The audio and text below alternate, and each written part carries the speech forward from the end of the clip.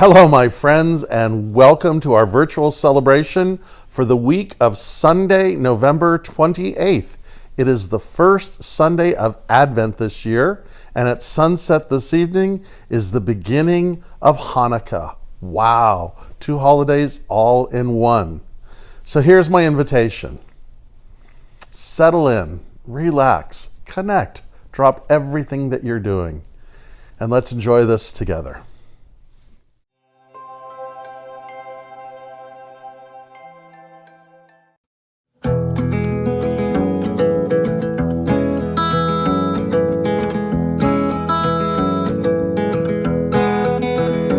Maybe one man in the microphone, but I didn't get here on my own. Mama told me my first song, and brother let me sing along when they didn't have to.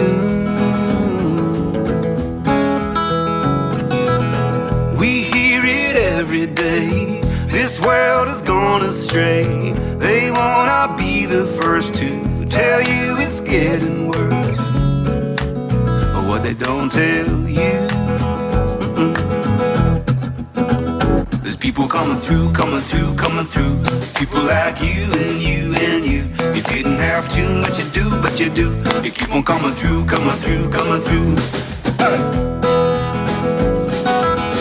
When you feel like you can't cope and you're at the end of the rope, just leave your heart wide open. You start to feel that hope. Come on through.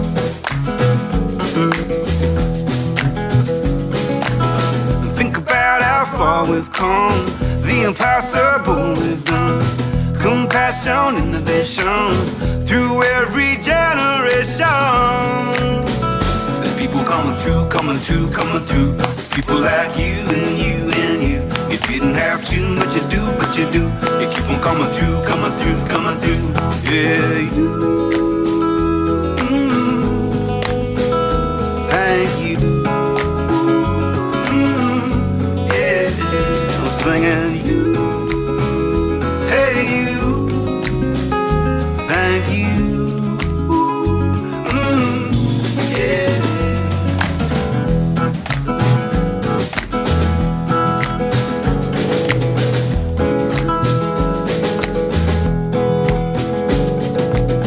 To the teachers and creators, to the givers and caretakers, enterprises, 9 to 5ers, we're all just earth survivors.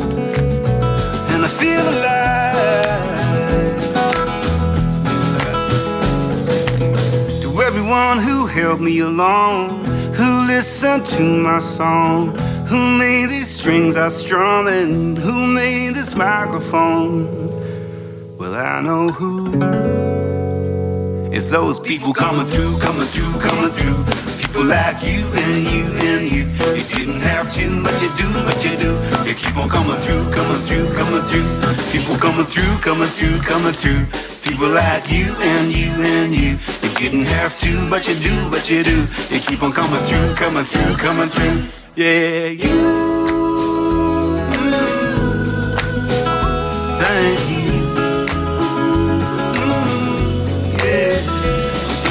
You. Hey you. Thank you. Yeah. People coming through. People like you. People coming through. People like you.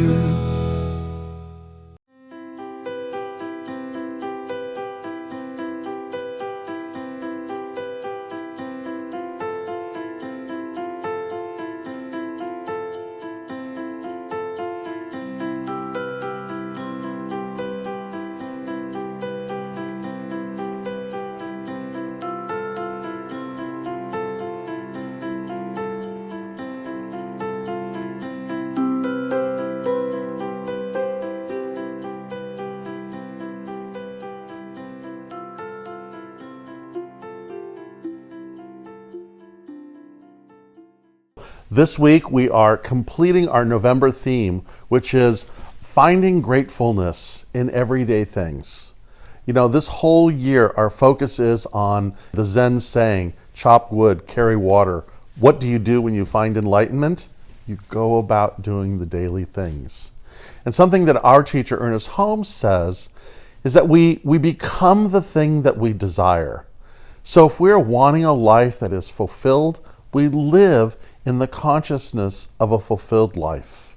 And the path to that is gratefulness. And what we've been sitting with this whole month is how finding gratefulness, finding the things that we're grateful for in the little things, the everyday things, our family, our friends, our home, our car, our yard, our animals, just all these little things, brings us to this place of generosity, and we expand, we grow, we live more abundantly in everything that we're doing.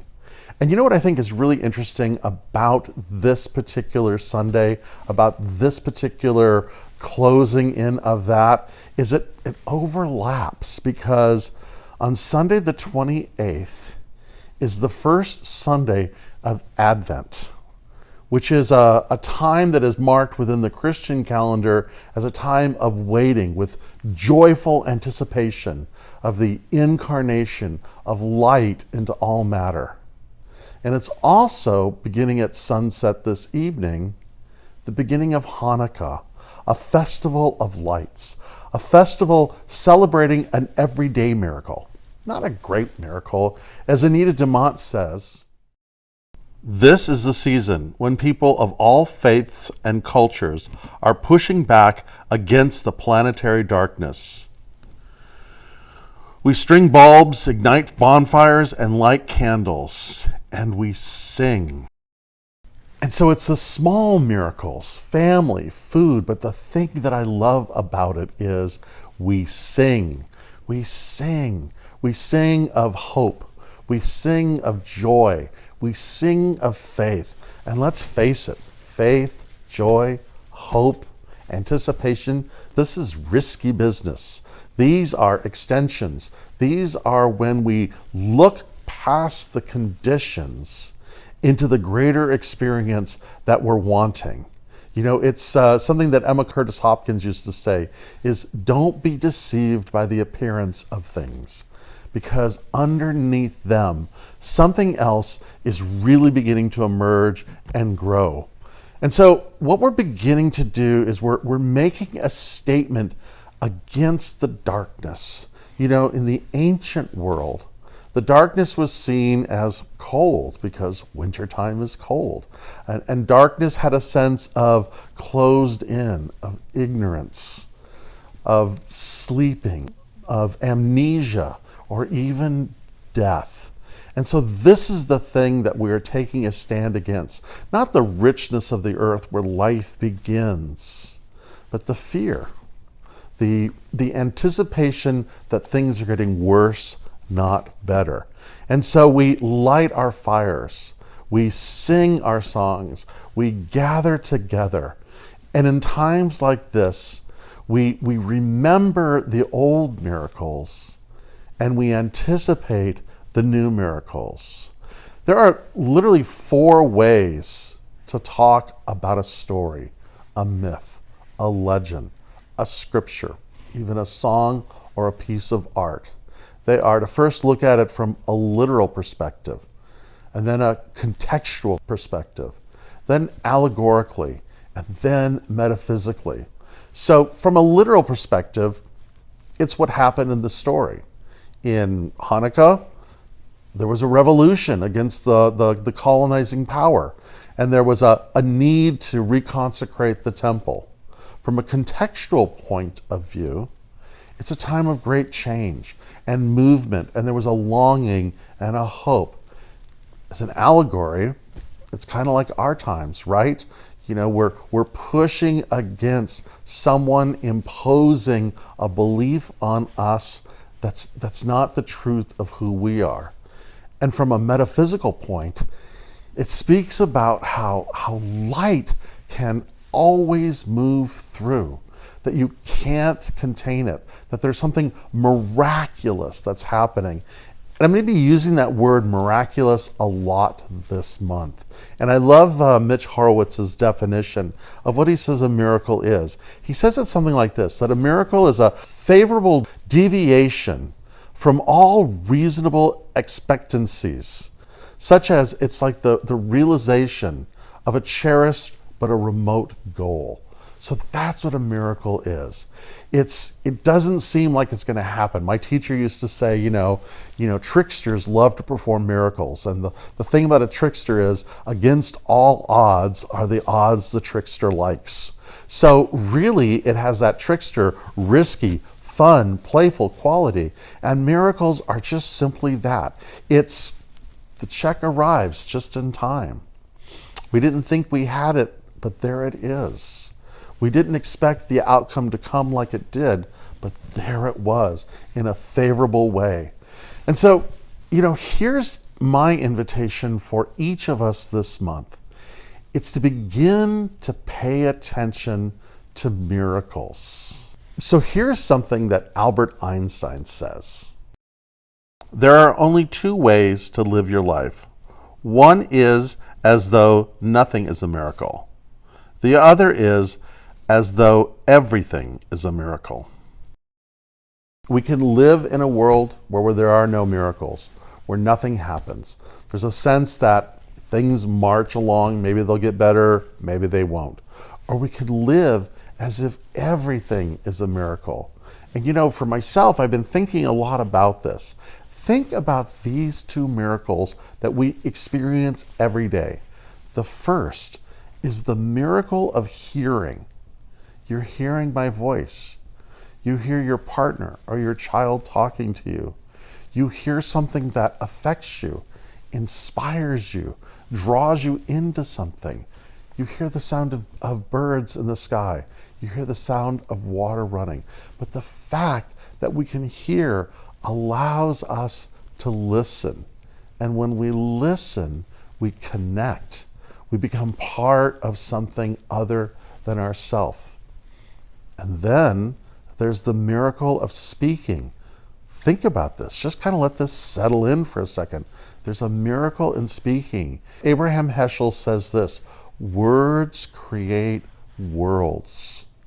Our voice speaks our desires, our wants.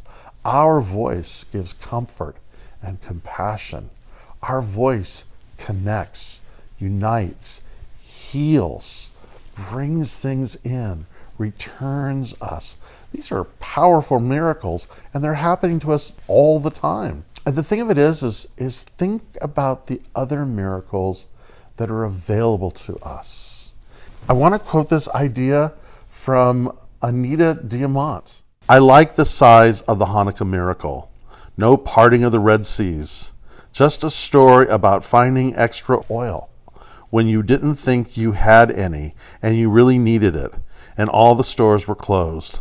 That's the kind of miracle with which I am familiar, among the miracles of good food and feeding people I love. In so many of our legends and so many of our myths, the miracles are wonderful things, the parting of the Red Sea, the raising of the dead, whatever the case may be, Krishna holding a mountain on a finger. Yeah, these are really big deals. But with Hanukkah, the miracle is a simple one. It's, I don't think I have enough oil. But look, there's just enough. When I was a kid, the miracle was, I don't know if I'd make it home on time if I have enough gas. And I did. But there are other miracles in our life, right? But they're small ones. They're the everyday miracles.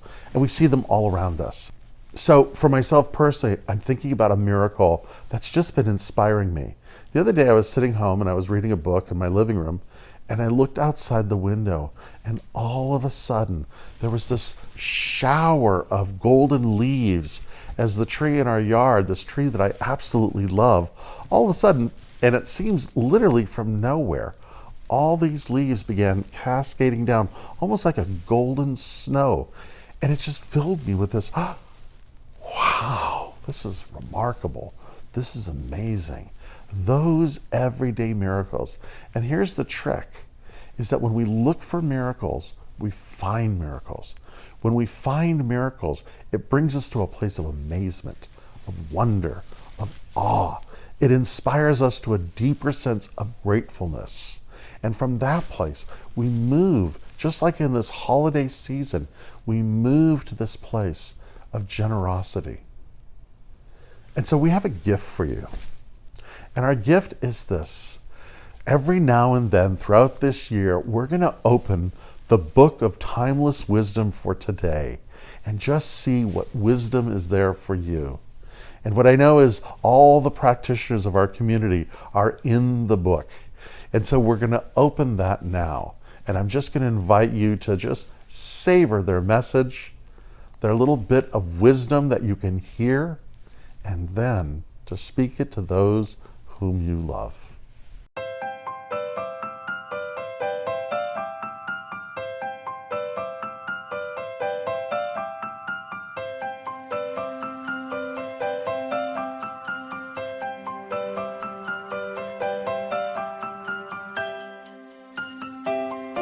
And so, for this holiday season, let us open the book of timeless wisdom for today.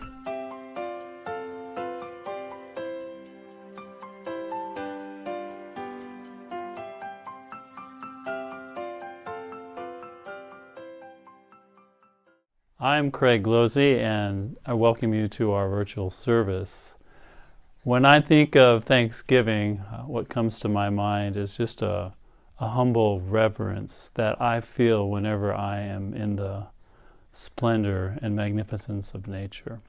This poem is from Samuel Taylor Coleridge, and it goes like this.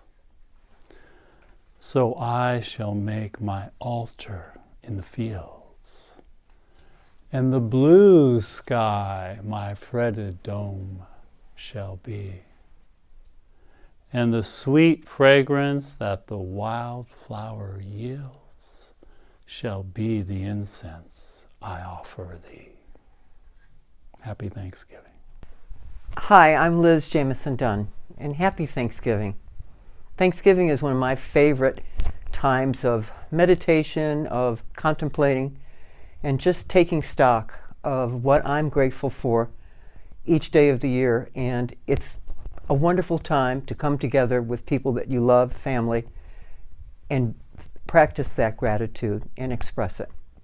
So the saying that I'm sharing with you today is from David Stendhal Rast, and it goes like this. Everything is a gift. The degree to which we are awake to this truth is a measure of our gratefulness, and gratefulness is a measure of our aliveness. And so it is. Happy Thanksgiving.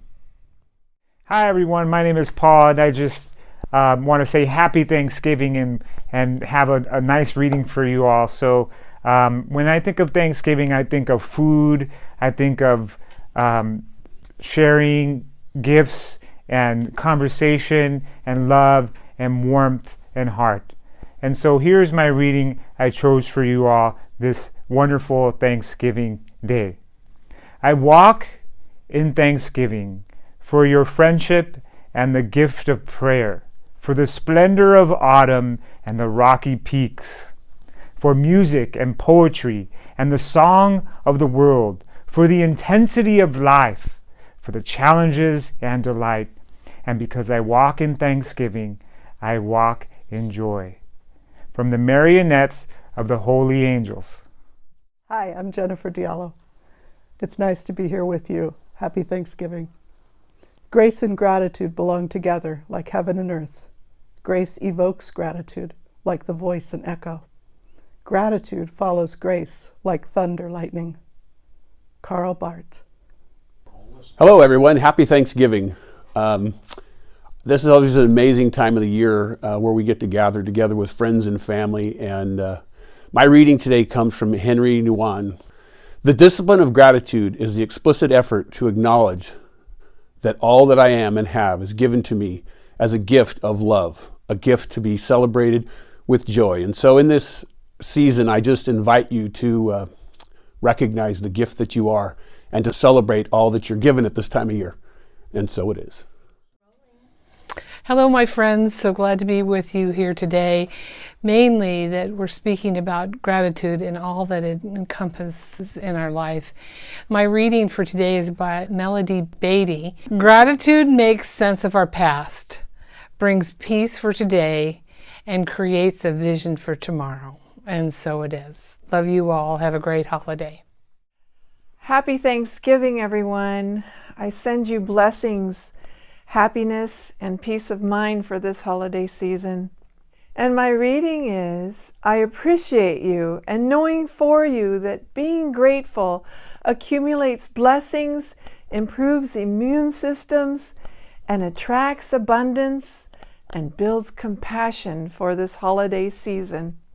Many, many blessings. Greetings, Hilltop Spiritual Center.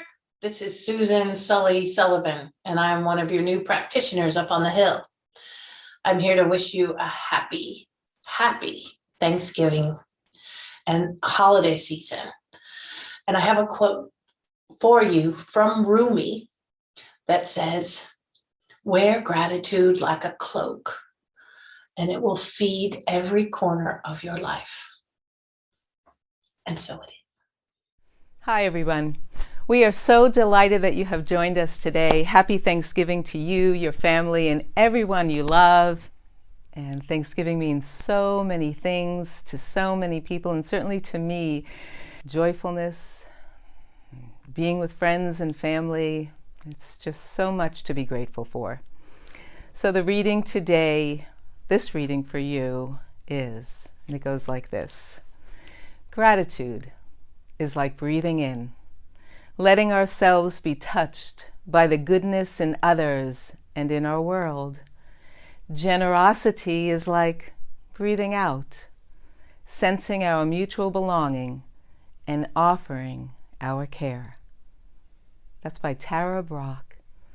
So joy and love and beauty to each and everyone you hold near and dear to your hearts.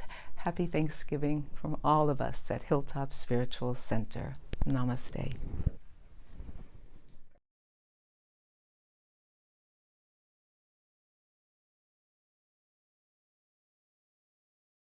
Happy Thanksgiving, dear friends.